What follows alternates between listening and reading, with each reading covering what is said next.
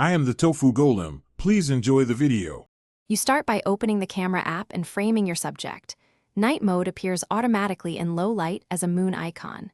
Tap the moon to reveal the exposure slider and choose a longer exposure when needed, because more time captures detail. Once done, steady the phone or use a tripod. Small movements blur long exposures. Make sure to lock focus and exposure by holding the subject until AE/AF lock appears, so your initial frame is consistent before you press the shutter. Now you refine settings for the look you want.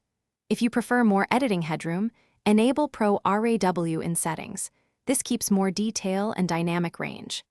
Then disable flash because it flattens low light scenes, and decide whether live photos helps by capturing short motion. If needed, use a third-party app for manual ISO and shutter control.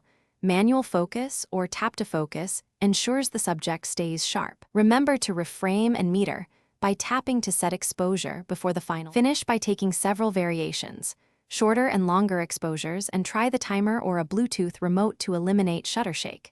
Once you have captures, edit in Photos or a RAW editor to reduce noise, lift shadows, and adjust white balance.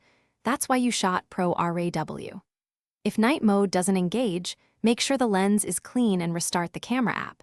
If problems persist, toggle camera permissions or reset camera settings. This troubleshooting step fixes most common failures quickly. Thanks for watching.